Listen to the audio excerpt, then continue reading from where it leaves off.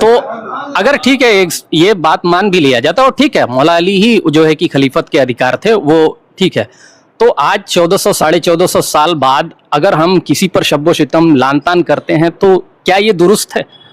اس پر جنہوں نے خلاصہ آپ کا یہ ہے کہ لعنت وعنت کی جائے کہ نہ کی جائے، ہاں ہے نا؟ تو یہ کیا درست ہے؟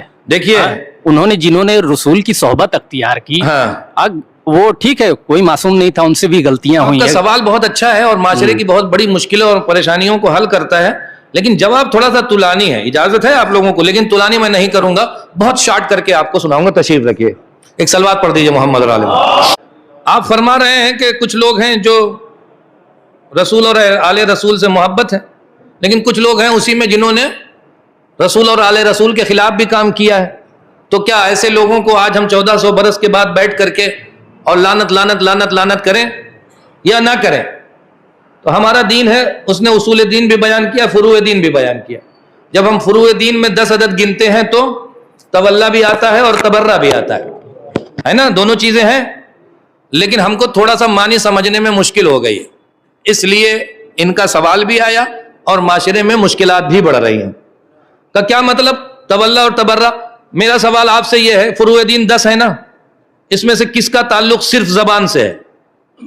آپ نماز نماز نماز نماز بولیں ہو جائے گی نماز، روزہ روزہ روزہ بولیں تو ہو جائے گا، تو خالی علی علی علی بولنے سے محبت ثابت ہو جائے گی، خالی لعنت لعنت لعنت کہنے سے تبرہ ہو جائے گا؟ ہمارا دین ابتدا سے اخلاق و کردار کی بات کرتا ہے۔ تبرہ کے معنی ہوتے ہیں براءت اختیار کرنا، دوری اختیار کرنا، کس سے؟ اس شخص سے نہیں، اس کے کردار سے۔ اگر دشمن اہل بیت غاصب تھا تو ہم غاصب نہ ہوں، یہ تبرہ ہے۔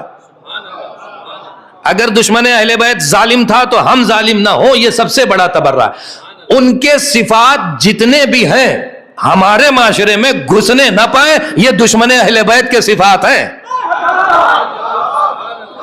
سمجھے؟ اور جتنے علی کے صفات ہیں، جتنے علی کے کردار ہیں، وہ ہماری بزم میں ایسے چھائے رہیں کہ لوگ دیکھ کے کہیں تم تو وہ کر رہے ہو جو علی ابن ابی طالب کرتے تھے۔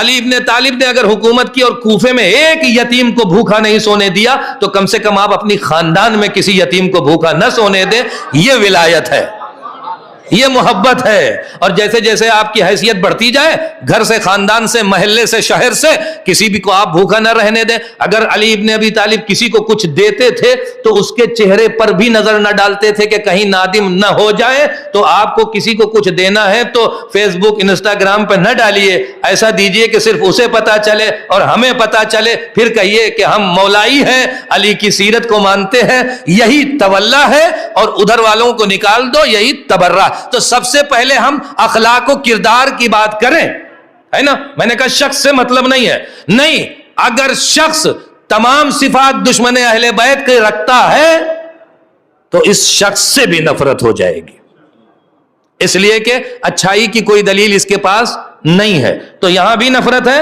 اور یہاں بھی نفرت ہے۔ تو ایسے لوگوں کو چھوڑ دیا جائے نا، لعنت وعنت نہ کی جائے، کیسے چھوڑ دیں ہم؟ اللہ کے بنائے ہوئے قانون کے تحت چلتے ہیں۔ جب اللہ نے ایسے لوگوں پہ لعنت کر دی ہے، اللہ نے لعنت کی، رسول اللہ نے لعنت کی، لیکن زبان سے خالص کسی نے نہیں کی۔ جس نے بھی کی، اگر اہل بیت نے بھی کہا کہ یہ لعنتی ہے، تو جس کو کہا اس کی ایک صفت بھی اہل بیت کے کسی ایک فرد میں بھی دکھائی نہیں پڑی۔ اچھا، اب ایک بات آتی ہے کہ ہم معاشرے میں زندگی گزار رہے ہیں، مختلف مذاہب اور قوم اور ملت کے لوگ ہیں، تو یہاں آ کر کے ایک بات یہ یاد رکھیے، جب کردار کی بحث آ جائے اور تبرہ کردار سے ہوتا ہے تو زبان سے بہت چلانے کی ضرورت نہیں ہوتی ہے، اخلاق و کردار سے ہی تبرہ کیا جاتا ہے۔ پھر اب ہم مائک لگا کر کے کسی ایسے شخص کے لیے کچھ الٹا سیدھا بولیں جسے کچھ لوگ مانتے ہیں، تو وہ ماننے والے لوگ ہم سے دور ہو جائیں گے، قریب نہیں ہوں گے۔ آپ کہیں گے قریب کرنے کی ضرورت ہی نہیں ہے، آپ کے مزاج سے نہیں ہوگی، ہمارے مزاج سے ہے۔ ہمارا مزاج بھی ہم اپنا لے کے نہیں چل رہے ہیں، امام حسین کا مزاج لے کے چل رہے ہیں۔ کربلا جاتے وقت امام حسین نے نظام ایسا بنایا تھا، جہاں بھی تقریر کی بھٹکے ہوئے لوگ ملتے چلے گئے۔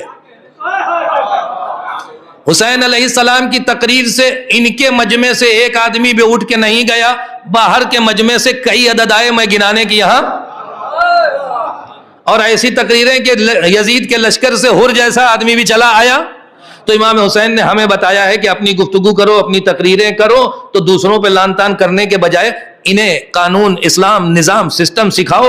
کہیں ایسا نہ ہو بعد میں چل کے یہ لعنتی ہو جائیں جو تمہاری بزم میں بیٹھنے والے ہیں, اپنے اخلاق و کردار. تو منبر کا کام یہ ہے کہ تحفظ کرے مومنین کے بیٹھنے کا, کہ اس راستے پہ نہ جا سکے جو راستہ دشمنان اہل بیت کا ہے. اسی لیے محبت کی بات کی جاتی ہے, اسی لیے بزم میں بیٹھنے کی بات کی جاتی ہے. اور علل اعلان یہاں سے کہنے کی ضرورت نہیں ہے. اگر آپ علل اعلان ہی کہنا چاہتے ہیں تو کہہ دیجئے میں ظالم نہیں ہو سکتا اس لیے کہ علی والا ہوں, میں منافق نہیں ہو سکتا اس لیے کہ علی والا ہوں. یہ صفات علی کے دشمنوں کے ہیں, ان کے دشمن کو ڈھونڈو تو اس میں مل جائے گی, علی کے محبوں میں ملنے والی نہیں.